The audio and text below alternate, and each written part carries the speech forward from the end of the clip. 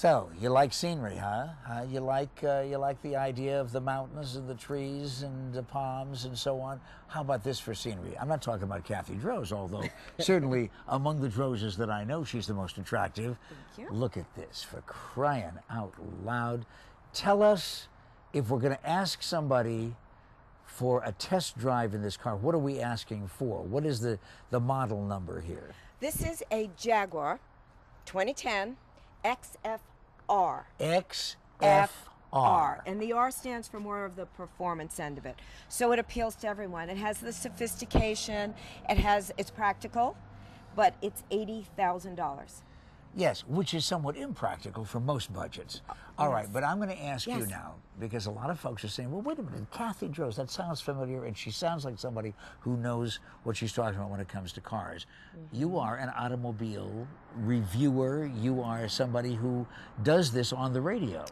I do, and an internet site and I write for some magazines. My partner Bill Z and I have a radio show. We test drive cars. We've been doing it for 10 years, different car each week. By the way, it's okay on this television station to plug the radio show. Tell them where they can sure? find you. Okay. Yeah, absolutely. KKNT 960, Saturday nights, 5 to 7 p.m. All right, okay. So if you are going to do a review of this automobile, as a matter of fact, I tell you what, why don't you do a review of this automobile while we take a look inside, okay? Are you sure you don't want to sit in? Well, I can, Okay. but if I'm sitting there, then I'm going to be sitting on those gorgeous leather seats, and you can't see the seats. They are. Okay, so do a review. Now, tell me, is it worth $80,000?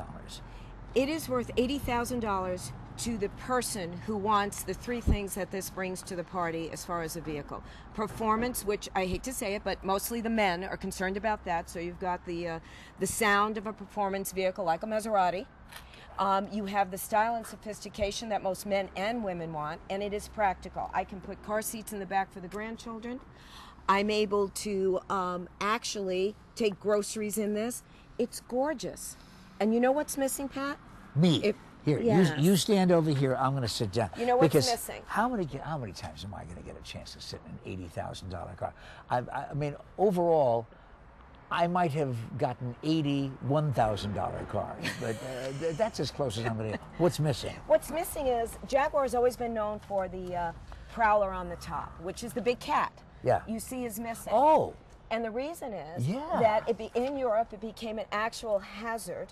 So for insurance reasons, it's been removed. Now, if you want it, your dealership can put it on, but now you will find that prowler is, I call it a prowler. It's not. It's just the face now, and you won't have that big cat on the front. Oh, listen, you know what? This isn't the new car aroma that I get after I go through the car wash, where they spray it. You know? That's my cologne. This is the real stuff. Yes. No, this is really, but let me tell you, the most important thing that people want to know is though, with an $80,000 car, Jaguar has gone through some ups and downs. Certainly. Is it an up year for Jaguar or a down year? They're planning on it. They sold out to Tata Motors, so it's no longer owned by Ford. Excuse me, I'm terribly sorry. Sorry. That really is the name, Tata Motors.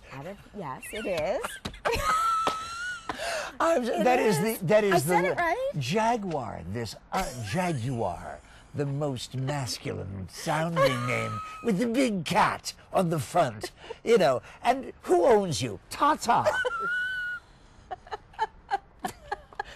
The most feminine sounding name for an ownership I've ever heard in my life. Okay, that's true. No, but it's true. No, it's true. You didn't buy them. Tata did. Yes, I did. So all right. So is Tata going to improve on the most recent reputation of Jaguar? They are. They're coming out with 4 models with the Jaguar badging on it that I think the consumer will be very interested in. It'll be priced right, and it's just a little bit different.